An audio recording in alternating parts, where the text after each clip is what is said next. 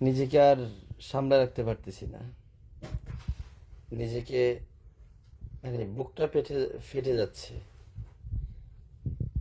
এই নরপশুর দেশে কিভাবে মানুষ, কিভাবে নতুন করে আমাদের আবার নতুন মানুষ, নতুন মেহমানগুলো এই পৃথিবীতে আসবে? যে নরপশুরা একটা ছোট্ট একটা চাঁদের মতো একটা মেয়েকে ছাড়লো না, কি বাংলাদেশে কি এমন আইন হতে পারে না?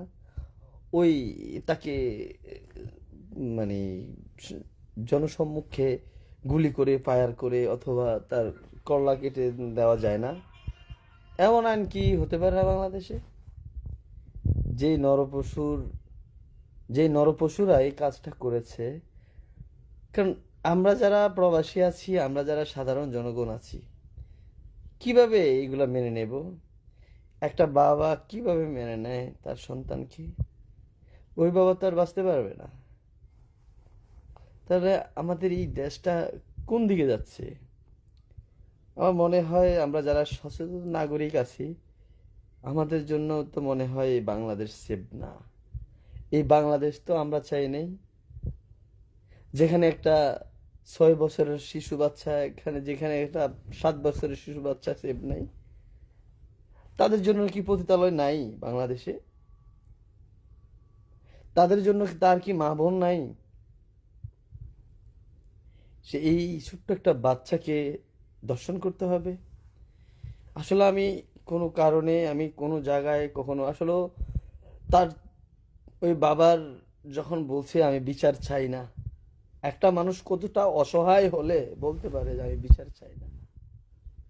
কিভাবে বিচার চাবে? আর এই বিচার দিয়ে বা কি হবে? কারণ আমরা অনেকেই ভুলে গেছি এরকম। আরে বাবা, কিভাবে এটা সম্ভব? তার বাচ্চাটাকে একদম নির্মম ভাবে দর্শন করে তাকে হত্যা করে ফেলার, এ কেমন নরপশু আমরা! আমাদের বাংলাদেশে কত বাচ্চারা দর্শনের শিকার হচ্ছে। দর্শনের শাস্তি কি ডাইরেক্টলি মৃত্যুদণ্ড, জনসম্মুখে মেরে ফেলায়? এটা কি হইতে পারে না? আমি মনে করি আমাদের সকল প্রবাসীদের পক্ষ থেকে ওই মানুষটাকে, ওই নরপশুর, ওই পিশাচের বাচ্চাকে জনসম্মুখে আমরা ফাঁসি চাই।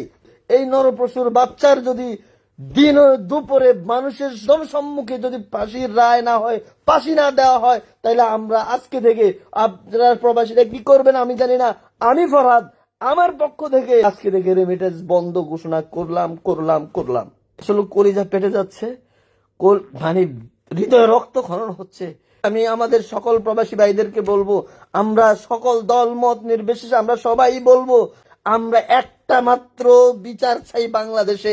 সেটা হচ্ছে যে দর্শন শিশুকে দর্শন করবে তাকে প্রকাশ্য গুলি করে অথবা প্রকাশ্য ফাঁসি দিবে, এই রায়টা বাংলাদেশ সরকার, বর্তমান প্রধানমন্ত্রীর কাছে, বাংলাদেশের প্রধান বিচারপতির কাছে আমাদের সকল প্রবাসীর পক্ষ থেকে আমরা এই দাবি জানাই।